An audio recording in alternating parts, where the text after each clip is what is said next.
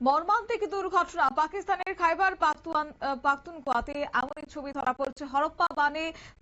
ইতিমধ্যেই 18 জন পর্যটক তলিয়ে গেছেন বলে সূত্রের খবর। উদ্ধার কাজে হিমশিম খাচ্ছে অবশ্য সেনাবাহিনী, যদিও উদ্ধার কাজ চলছে। তো এই প্রসঙ্গে যাবো বিস্তারিত, ওদের সঙ্গে যুক্ত হয়েছে প্রতিনিধি বিপ্লব চন্দ্র। বিপ্লব, তো এখনো পর্যন্ত কি আপডেট রয়েছে সেখানকার?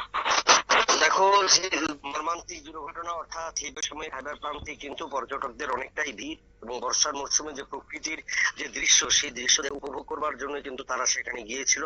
এবং সেখানে যে বন্যার জলের এতটাই জল ছেড়েছে, বা সেখানে কিন্তু পর্যটকদের অত্যন্ত ভিড় ছিল, এবং সেই ভিড় অর্থাৎ সেই ভিড়ের কারণেই কিন্তু 18 জনের বন্যার জলে ভেসে গেছে। এবং সেখানে কিন্তু এই 18 জন একই পরিবারের সদস্য, প্রত্যেকেই কিন্তু ফটো সেশনে বা ফটো তুলবার জন্য সেখানে হাজির হয়েছিল।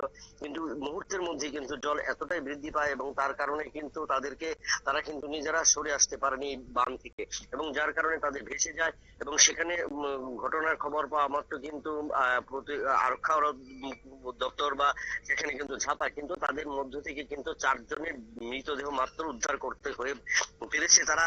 এবং সেখানে যে সেনা নামানো হয়েছে, এবং সেনার কিন্তু এখন তারা তল্লাশি চালাচ্ছে। এবং এবং এখন পর্যন্ত যে বাকি 14-15 জনের, তাদের কিন্তু এখনো হদিশ পায়নি।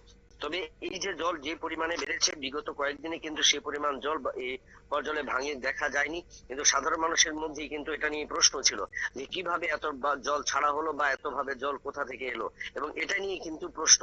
এবং সেখান থেকে আগামও কিন্তু সতর্ক করা হয়েছিল পর্যটকদের যেন সেই জায়গাতে না যায় জায়গায়, কিন্তু সেখানে তারা হাজির হয়েছিল। কিন্তু মুহূর্তের মধ্যেই যখন জল ছাড়া হয়, বা মুহূর্তের মধ্যে জলের স্রোত এতটাই বৃদ্ধি পায়, যার কারণে কিন্তু ওই একই পরিবারে 18 জন সদস্য যারা ফটো সেশন বা সেলফি তুলতে গিয়েছিল, তারা কিন্তু এই জলের স্রোতে ভেসে গিয়েছে। তবে নিরাপত্তা রক্ষীরা এবং যারা রয়েছেন এই কাজে, তারা কিন্তু হিমশিম খাচ্ছে তাদের মৃতদেহ তুলবার জন্য। তারা আশঙ্কা করে নিয়েছে যারা জলের স্রোতে ভেসে গিয়েছে, তারা প্রত্যেকে কিন্তু নিহত হয়েছে, বা প্রত্যেকে এই জলের বানে তাদের মৃত্যু হয়েছে। শতাব্দী।